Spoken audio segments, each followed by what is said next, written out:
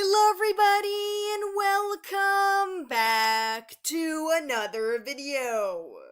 I have the most exciting Wings of Fire news ever to share with you guys. The cover for book 16 was just revealed. That's right. Take a look at a gorgeously illustrated art piece of Umber, Mulberry, and a hybrid island, and what Scholastic and Tui could finally share with the world. Alongside the cover, a synopsis was just released on Amazon as well. We have that to go over and much more, including new sneak peeks and major WAF updates. I won't keep you guys waiting any longer because I just know you're dying to see what art will take the front and back of the hybrid prints. But before I begin, a huge shout out to my patrons. Dervler95, Thistle, Noobto, Pyronuke, Avril, Pancake, Escarada, Adequin, Alex Cleaver, Shadow Hunter, That One Sea-Wing, Moonclaw, Isaac, Iris, and Minecraft Wiz9. Thank you all so much for supporting me. Links to their social medias are in the description down below. Anyways, without further ado, let's get into the video. Let's take a look at this cover in all its glory. I'm literally thrilled to be showing this to you guys. Here's the full illustration that will kick off Arc 4, drawn by the wonderfully talented 𝙈𝙤𝙬𝙁𝙁. Oh my goodness, this is so beautiful! For those unaware of the excerpt that was read at Fanwing Fest, this novel will be featuring Umber as a POV dragon, giving the Mudwings time in the full spotlight again after 13 years. We'll be going back in time to after he and Sora fled from Jade Mountain Academy. The sibling pair will find themselves on an island that claims to be of refuge and isn't on any Pirian or Pantolan map. While there, they'll meet Mulberry, the other dragon you can see here. And wait, he doesn't look like any tribe we've seen so far, yet is still familiar. That's because Mulberry is the titular hybrid prince, aka the son of Queen Beryl. I'll talk more about the narrative once it's time to dive into reading that synopsis, but this cover just looks fantastic, you guys. For those of you not online when it was revealed to the world, we had to get on Scholastic's website as a fandom and click a button a total of 25,000 times just for the entire image to be revealed. I was at work and it felt like the ultimate rage bait to keep having to check if everything was there yet. Umber's snout scar was thankfully kept, and he just truly stuns on this cover. Mulberry, that new and very mysterious dragon, is pictured to his left. They're both flying, looking at each other with love clearly in their eyes. Their surroundings are just as interesting as them, though. We can finally see a bit of what Tui described in the excerpt, as this is our first official look at the Outcast Islands. As many fans were quick to point out, the building behind them totally looks like the iconic Sydney Opera House. I wonder if that was intentional or not, because the environment here looks so similar to Australia in general. If we take a look at some of the smaller details, you can spot dragons both flying and walking out in the distance, as well as various trees, shrubs, and other greenery tucked away by the mountains. And that grand building really has all of us shocked. It's way more advanced than any of the palaces and structures we've seen before on either continent. There are full glass windows that stretch on each side, levels of pavilions with other decorations, and much more. This place is absolutely huge, and there's something very interesting to note about it beyond just its complexity. It's sinking. Or rather, it already did. This looks like the renovated ruins of some kind of settlement or city from long ago. Was it built by humans? Their dragon ancestors? Animus magic? Or something else entirely? Only time will tell, but this mystery already seems like a fantastic one. I am thoroughly intrigued. But yeah, my thoughts on that cover? It's absolutely brilliant! 𝙈𝙤𝙬𝙁's art of Umber and Mulberry is actually some of her best ever for the series, so I'm incredibly impressed. They both show so much emotion, and it makes me want to just stare at this in awe for hours. I do have a few very minor nitpicks, but they're mostly things I've heard some other people say too. For one, the colors here are way too similar to what we see for the Dangerous Gift and the Dragonette Prophecy. It feels almost like a mix of those two, and for the latter it makes sense considering we're seeing a story about Clay's younger brother, but I don't know. I'm a huge fan when the color tones of the covers all contrast each other, making each really stand out. We've seen a lot of shades like this already for the series. I also do have to admit that Umber looks a little too similar to Clay's recent look here. I wish they would have made him resemble more of how he does in the graphic novels. That Umber still bears a familiar resemblance to that prophecy dragon, while also being easily identified as his own character.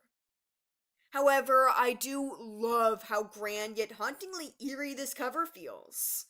My overall thoughts are far from negative, so don't worry. I adore the way both dragons look, all the visual detail put into the world around them, and just how well these two dragons and their personalities are shown off through one shared look alone. The Hybrid Prince is starting off with something so great, and I just love, love, love our special cover surprise. And now, it's time for me to read to you guys the official synopsis for the novel. This is also brand new, and reveals so much of what we can expect next year. Here's what it says. Umber was never supposed to be a hero. As the youngest sibling of his Mudwing hatching, Umber doesn't have the responsibility of his big wings Reed, nor the heroic destiny prophesied for his brother Clay. He's always been content with his role as the cheerful, goofy little brother. But when his sister, Sora, causes a tragedy at Jade Mountain Academy, Umber finds himself on the run and thrown into a whole new role, that of protector. Umber and Sora fly south in search of a place where they can live far away from other dragons, until a kind hybrid dragon named Mulberry saves him from a kraken attack, and Umber realizes they don't have to survive alone after all. In fact, there's an entire community living on a forgotten island, full of dragons hiding from their own dark pasts. As the two Mudwings settle into the Court of Refuge, they start to realize that nothing in this place is quite what it seems, and that the protection it offers comes with a price. Even as Umber falls for Prince Mulberry, he learns he must find a way to unlock the past of this mysterious island to ensure he and Sora have a future. When the dragons in power try to stop him, he'll have to decide what he cares about most, and whether he can be the hero these dragons need after all. So, this awesome summary actually reveals a lot about the Hybrid Prince. For one, we're reminded again that Sora and Umber flew south in search of sanctuary, meaning this island, or whatever it really is below the continents in a sense. The book is going to start with Umber being attacked by a kraken, a type of creature hinted at not only on the Pyrian map, but also mentioned by name in the guidebook. I remember during Tui's Q&A livestream last year that I asked her whether or not we'd get to see more of these monsters, and her response was incredibly weird. She acted like she had no idea what I was talking about, which is probably due to her potentially forgetting she actually included krakens briefly in the official guidebook, during the Book of Clearsight portion. I think Tui tried to keep their involvement here a secret, and was surprised when I mentioned them. Since krakens have never been mentioned in modern day, it's likely the Pyrian tribes forgot about them. I mean, imagine the Mudwing duo's pure horror when they're just gliding above the ocean and they see a gigantic kraken suddenly swinging at them. I'd be scared and immediately willing to accept help too. The dragon who comes to Umber's aid is Mulberry, a hybrid prince. Hey, that's the name of the book! From the looks of him, he appears to be a sky leaf hybrid, which the implications of are actually insane. And you know, if you watch my recent video explaining some of the best fan theories, Mulberry being part Skywing and Leafwing was actually discussed. Some fans are speculating as to whether or not he could even have some Mudwing genetics in him, which I think is totally possible too. Imagine if he's a tribrid rather than a direct hybrid. I mean, Beryl seems to look odd as well based on the excerpt description, so there's always a chance. The synopsis calls their refuge point a forgotten island. I wonder if it's because dragons truly did lose sight of it, or if it's because there's some kind of history or spell that truly hides it away. The characters living there are all hiding from their own dark pasts, meaning they're outcasts, outlaws, or perhaps something in between. Soar and Umber ultimately end up residing in the court, but soon start to realize that this island isn't what they were told it is at all.